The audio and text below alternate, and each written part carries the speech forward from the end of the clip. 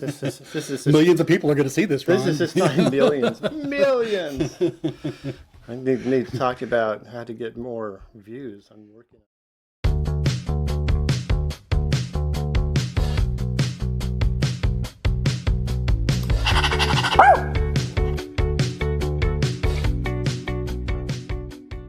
So, Vinny, welcome to my podcast. Well, thanks for having me. Yeah, I appreciate it. Good to be here. And yeah. When you mentioned it to me, I was like, so I get to sit there for 30 minutes and talk about myself? I'm like, yeah, it's my favorite subject. You know? and that's how I try to promote this. Is it's not about me.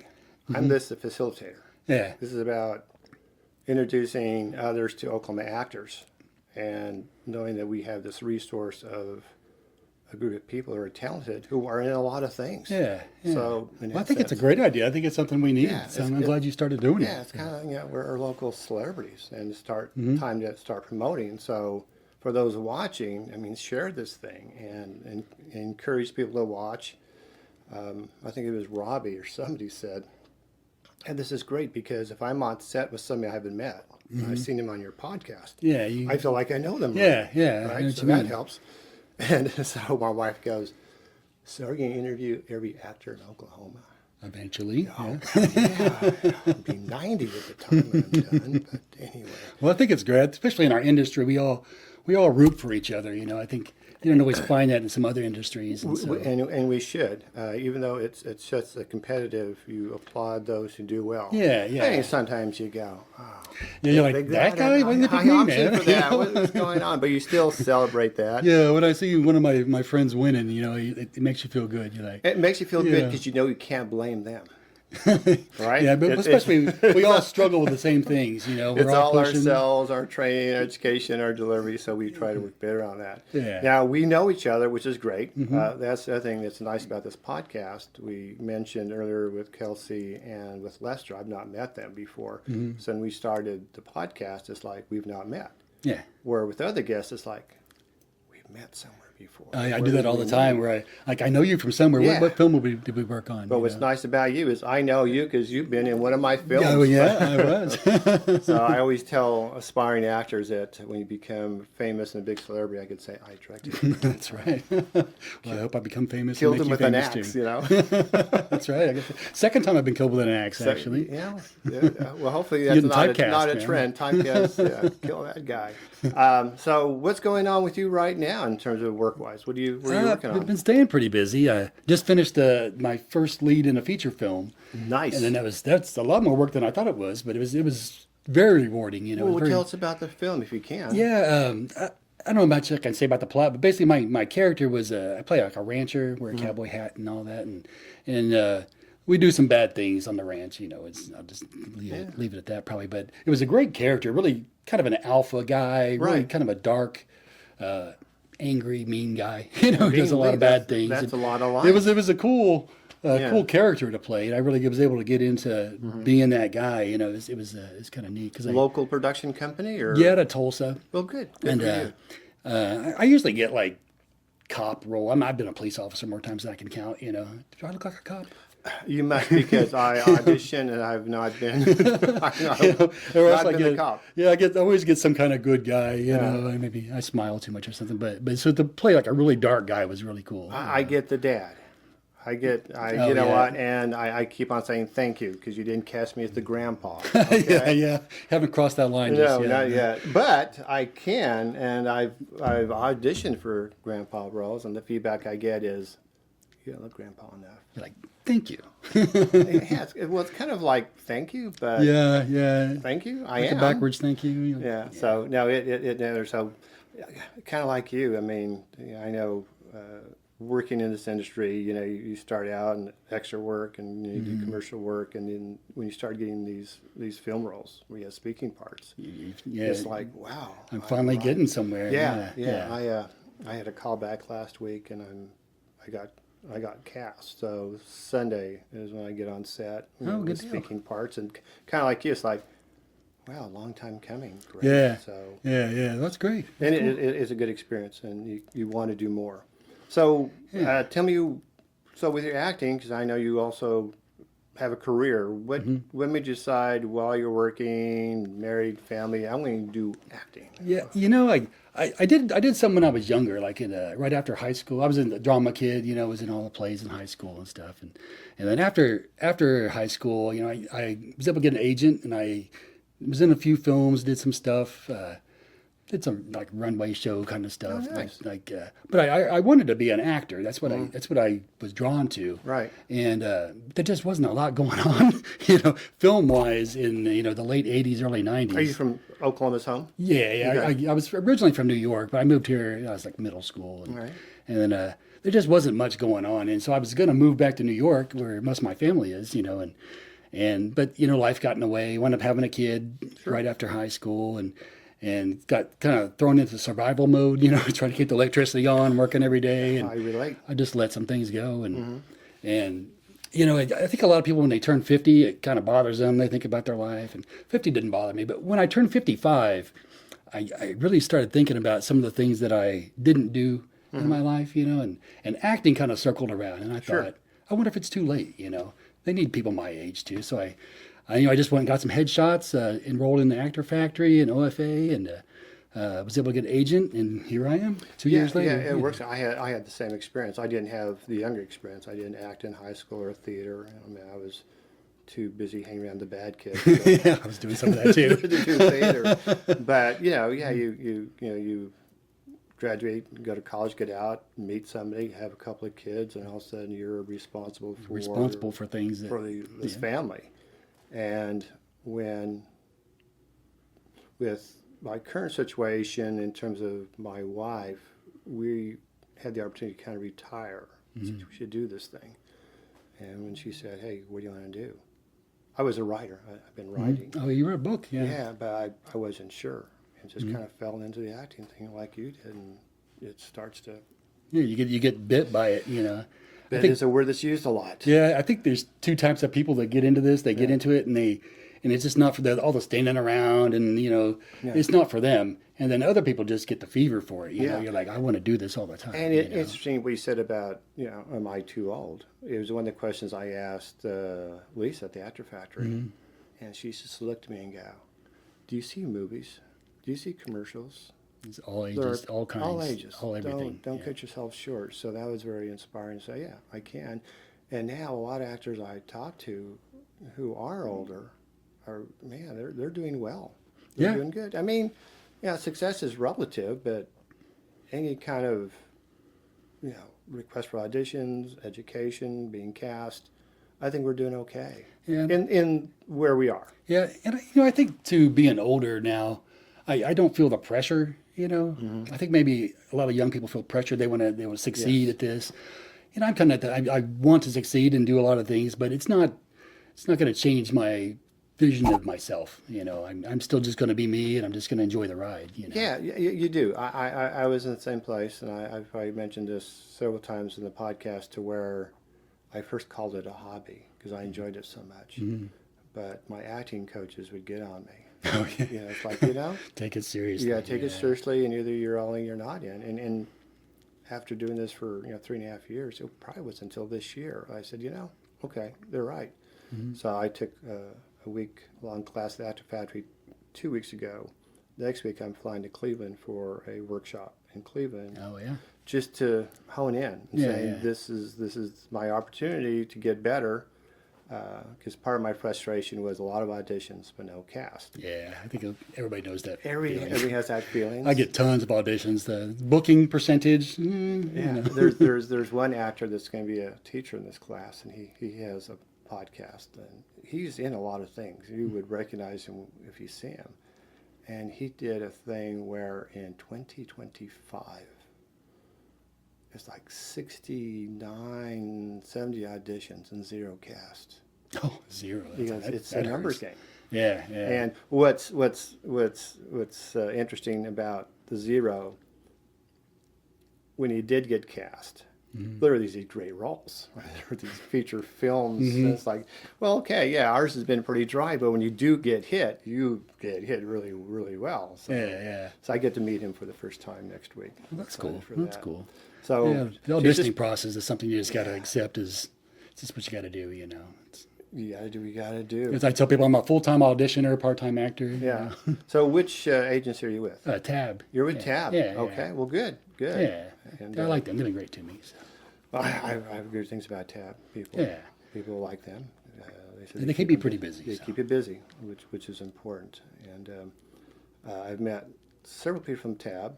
I had a couple of actors from Tulsa come in. So I'm trying to spread this across the state. This is not an Oklahoma City podcast. There's a lot of stuff going on in Tulsa. Right? So, yeah.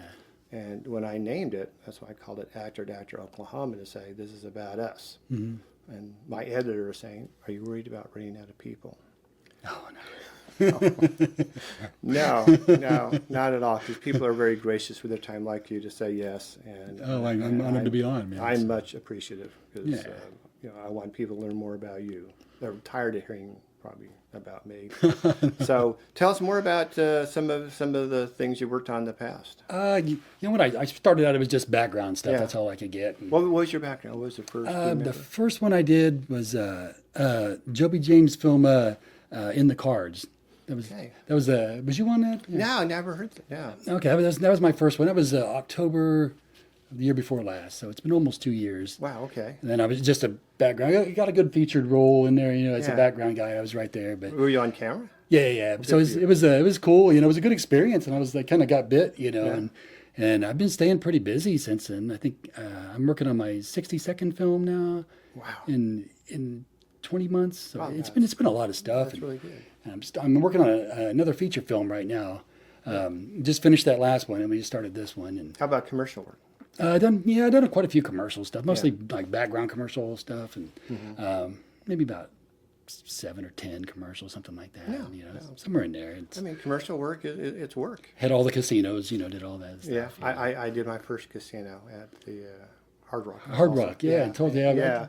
And I saw something that you posted about that recently. I've auditioned for many of them, but no, that was the first one, and it was a fun experience. So what they have you doing? I was there with 4 other younger actors. We're talking in their 20s. So I was the old guy on set, and what's really funny is we're there, and we're at the casino all day long, and they're kind of watching people gamble. And one of the actors goes, "Wow, there's just a lot of old people gambling." They go, why do they have us on set to promote this casino, and it's their clientele's always this? I said, well, it's probably because they want They want to bring in some younger people, clientele into the casino, but just in case, that's why they hired me to keep the token old guy. keep the token old guy and people interested. But it was a fun experience, and my scene. You always wonder if you ever get to see it. Yeah, in fact, never in Oklahoma City, I don't even recall seeing a Hard Rock commercial advertised. I did a Hard Rock as well a while back. I've never seen it. Yeah. And so I'm kind of curious how it turned out. Yeah, I did another casino last week, actually. And it was kind of the same kind of thing. Everybody was younger. They're all in their early 20s and stuff. And what do they have? What were you doing? It was Riverwind. It was just background stuff, But I'm walking through with this girl in my arms, and she's like 22. I'm like, am I supposed to be your dad? It's kind of funny, but it's always fun to do those. Yeah, and kind of tease the casting director for casinos because it's a lot of, "Hey, I won." Over and over. Hey. Yeah, it's like, what about the person over there who throwing their Social Security in it? Yeah, but it is. It's what we do. I mostly do whatever. I'll take. There's certain roles that I prefer to do, but I kind of take what I get. Is there certain roles you won't take? No, I have turned some. I did turn down one film before, but just because.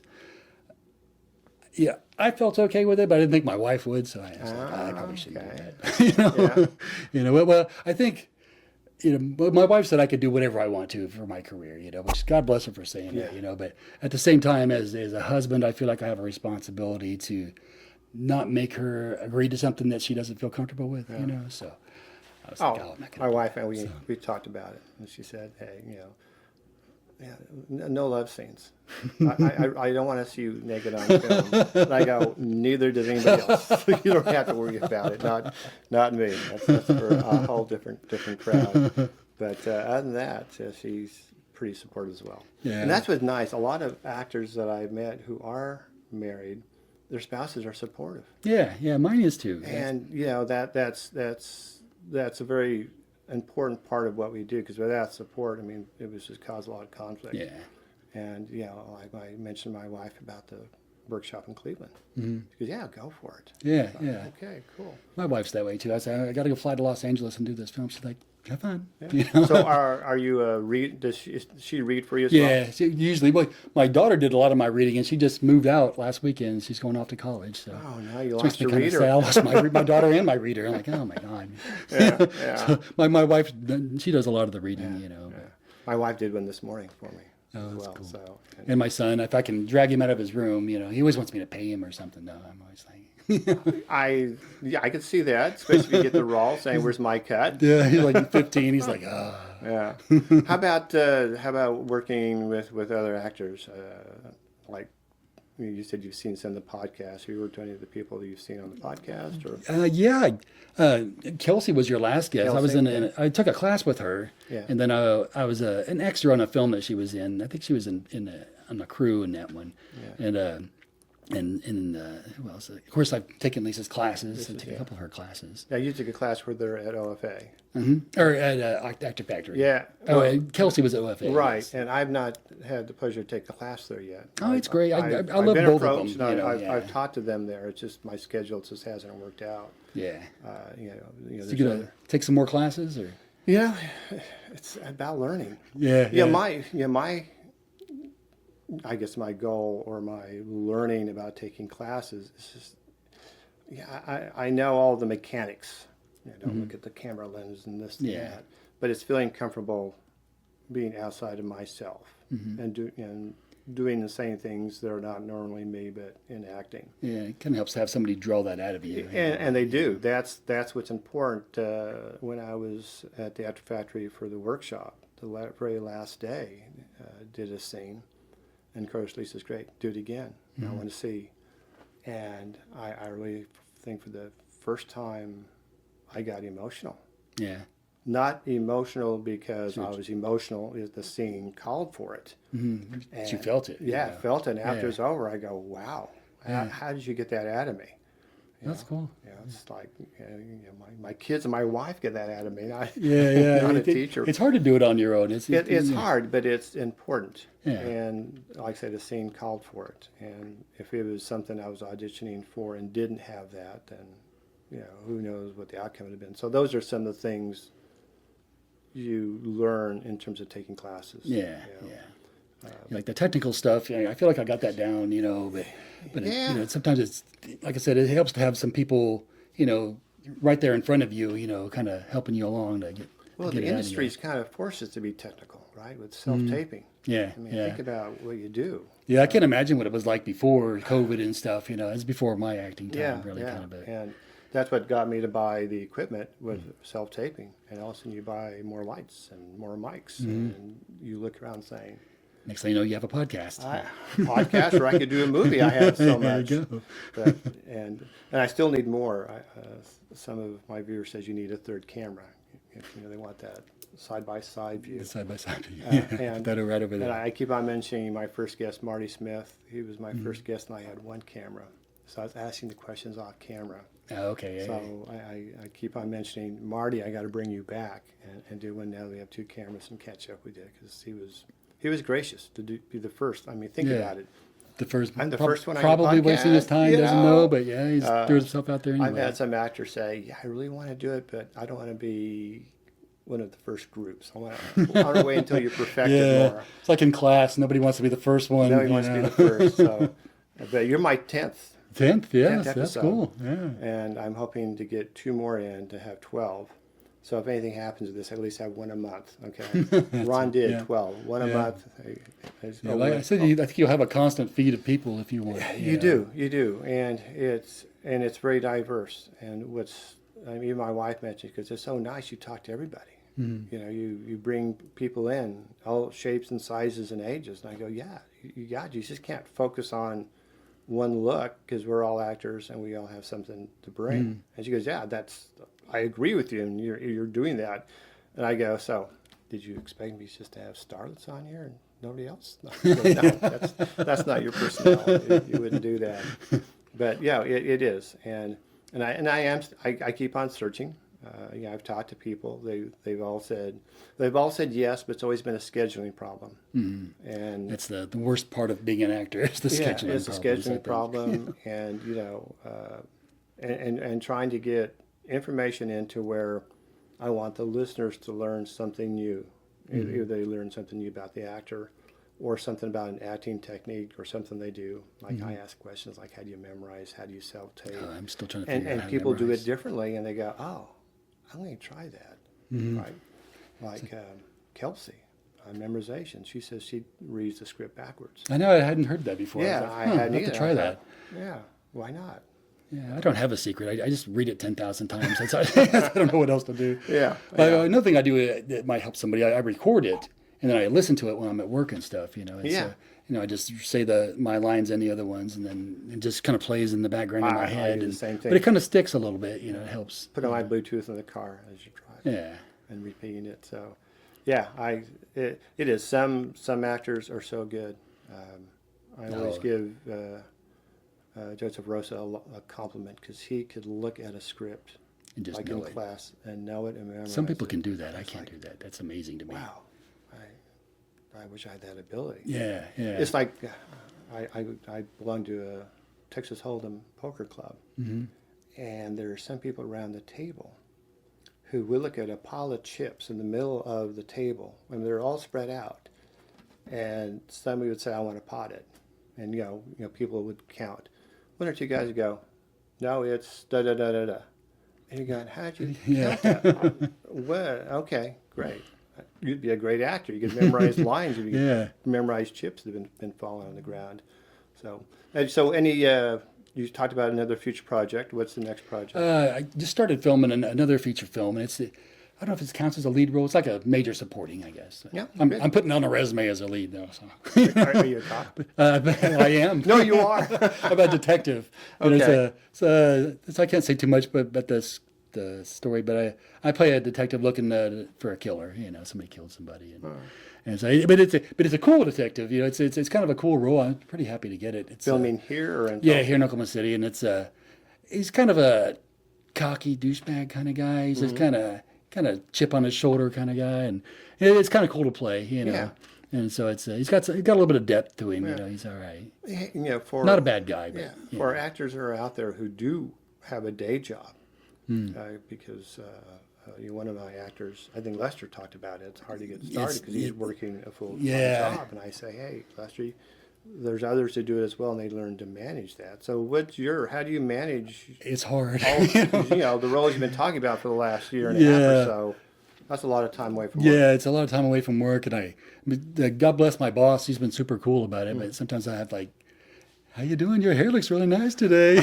You think maybe I could take off? Yeah. So it's and I'm able to trade with other employees days off and do things like that. So that helps a little bit. No, that does. But the hardest part about it is I have to. It's not so that I can't do some things. I don't submit for a lot of things because I look at the schedule that they're, when they post on Actors Access or whatever, I'll see they're filming for 15 days straight. I just don't even submit for it. I think, I can't do it's like you've been on vacation for 2 weeks. Yeah. I'm sure things came up and you're going, Oh, yeah, there's a bunch of stuff. Everything was on while I was on vacation. I was like, oh, my God. Yeah, it happens that way. In fact, the movie I'm working on now, we were supposed to film this in March, and it kept getting pushed back like things do. And then they finally came out with the schedule, and I was gone the entire time they were filming. I was leaving before they started and getting back after they were done. And I said, oh my gosh, I thought they were going to recast me or something. But they filmed like half the movie without me, and then they saved my scenes.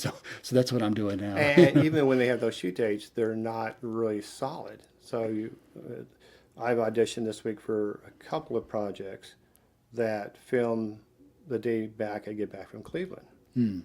Now, if I happen to get the role, great, but I can't really count on the fact it's going to be actually the day after Cleveland. Yeah, sometimes we decided to do it earlier, and you're kind of held to try to. Yeah, I think that scheduling and the schedule makers in filmmaking are underrated for sure. And that's a hard job. It's a hard job. When they show the film, they should put scheduled by and then directed by.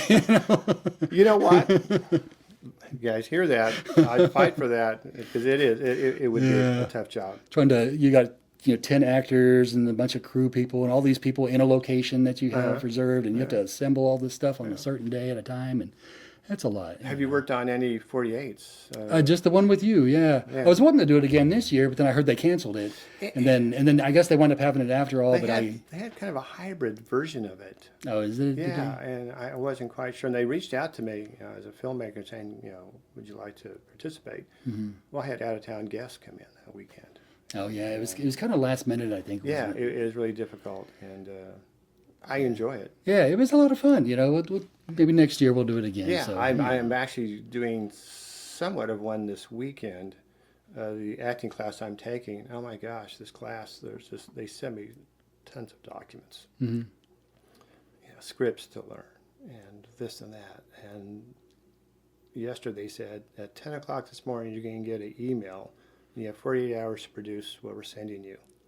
So I wake up this morning going, where do they send me that I have 48 hours? So I expected it like a 48. Maybe they want me to create a scene and film it and do a little production. And it was an audition. Oh, okay. I'm going, oh, okay. Okay, I got this. Yeah, you got 48 hours. You can do this. I got the audition. That's what my wife was reading for me this morning to get that done. So I'm 4 hours past the 48, so now I have 44. So I got I got time. So how about writing? Any writing or producing? Are you wanting to get into that area? Yeah, I wrote a lot my whole life. I commend you for writing a book and finishing it. And publishing it. That's awesome. I wrote one book a long time ago, and then this is a very long time ago, and I lost it on my computer crashed. Oh no! And I have it saved on a floppy disk, like the 3.5-inch floppy disk. I don't know how to get it off, but that's where it is. But I recently wrote a screenplay. It's the only one I ever wrote, but it's done pretty well. I sent it off to film festivals, and it won some awards. So I sent it to some more, and won some more awards. And I think it's pretty good, but it's hard to say. I don't know how many people I'm competing against in some of these things. But have you approached anybody locally to actually film not yet. There was I signed up for several film festivals, and there's still a couple left in the next month or so. And then I think, I'll take all my laurels and try to see what I can do with it. No, why not? But I thought about trying to produce it myself. I don't know anything about film production, so I would need people. I will hire some people to do it for me, but I want to be involved in that process. It really depends where you want to take it. Like the 48. You were on my 48, and we had a crew of 2 or 3 people and a small cast. Mm-hmm. And if you notice, if you went to the premiere, other teams had oh my gosh, a lot of people. All of a sudden, their credits were rolling. You're going. Mm-hmm. Hair and makeup and cater. Where was the caterer? I didn't see him. I was the caterer as well. I do my own makeup. Yeah. But yeah, so it's a big production, and I think you can make a small film with a small budget, small thing, because it's all about storytelling. Yeah, right. And when I was writing it, I wrote it with the idea that I might try to produce this myself. And so I wrote it kind of budget friendly. There was some scenes in there where I looked at it and I thought, oh, that's going to cost a fortune. So I kind of rewrite it a little bit differently. And you make your adjustments. To me, it's all about locations. Where you film it. Yeah, and I had the locations in my head, or at least something compatible for all the scenes. So it's something I might try to do that. Actually, I'm starting a streaming channel. Yes, and, you mentioned that earlier. So for short films, and I thought eventually I'd like to get into producing films for the channel too, and so maybe this might be one of those. But it's called Firefly, and it's basically like a Netflix for shorts. Is basically what it is. It's what got me thinking about it was I was in this short film, Isafani Green. I have no idea what Isafani means, but it was something we filmed down in Dallas. It was a great film, had a great time on set, and they had a premiere, drove down there for that, and they sent it off to the festivals, won a bunch of awards, and then months go by, and one day he emails me. He says, "Hey, I just put our film on YouTube if you want to watch it again." Mm-hmm. And I remember thinking, YouTube? I was like, "What's that?" I was like, nobody wanted to buy it. Like there wasn't, any. I felt kind of, I was happy to see it again and everything, but I was kind of disappointed that, that's it, just YouTube. But I started thinking, well, what else do you do with it? And people, there's so many people out there that make these wonderful films that nobody ever sees. You know, it's like they show them at the festivals and all your friends see it. Maybe you have a premiere, but then what? You know, you put it on YouTube and you make a few $100 in clicks over the next 3 years. And I thought there should be like a streaming channel for shorts, you know, where you can just have hundreds of short, wonderful films that people can put them on there and people can subscribe. Has it started? Yeah. It's our official launch date is September 1st, but it's actually live right now. People can check it out now if they want. Okay, and it's called? It's called Firefly. It's on Roku and Fire TV. Okay. So if you have a Roku, just go to the search bar, type in Firefly, and you'll see the Firefly TV series. Then go down to apps, and it's the app. Wow, But nice. yeah, it's well, I was even though it's live, right? I made it live so that the filmmakers could see it because they had questions and things. But we were planning to launch on September 1st because I haven't put all the films on there yet. That's kind of what we were waiting for. And then we made a deal with the Rack Focus Film Festival in New Mexico where we're going to stream all their award winners. They put that as part of their award package. So I'm still waiting for those films, and then we'll launch. You know, I imagine there'd be a lot of content. That's one of Yeah, those it's a things where great you have way so to much get- inventory, right? There's just a lot out there. Yeah, well, the only thing about it is we agreed to take all the award winners, you know, without, usually I can watch them and approve or disapprove, but they have a good panel of judges and stuff. I said, you know, if all 3 of your judges like it, you know, we'll do a package deal, you know, we'll take them all. So I think they're going to get some great films from that, you know, and I'd say they have cash prizes, you know, they get a bunch of awards, so wish should you be some good success on that competition thing. in there, yeah. Nice. So I'm hoping it does well, but you know, mostly I noticed there was like a huge gap in the supply and demand chain. You know, there's all these people that love watching short films like me, you know, and there's nowhere to watch them. And then there's all these great short films out there that nobody's seeing. I said, we got to, you know, get these two things together. And No, so, that's a great idea. I think needs to be more of that. yeah. Competition's good to have more. It's art. It's like art without a museum. You know, it's like the podcast. Everybody's talking about doing a podcast, and I kind of researched in Oklahoma if there's any other actor type podcasts. There's one in Tulsa. Is there? Yeah, and I'm not sure.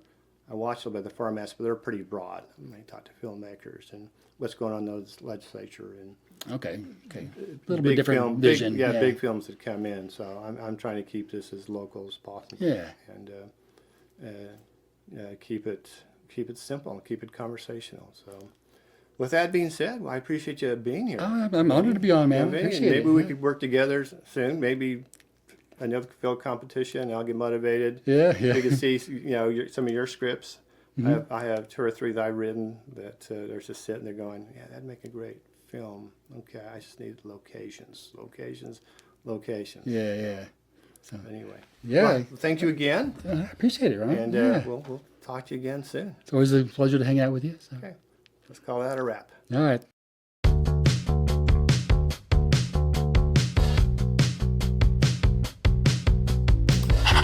Woo!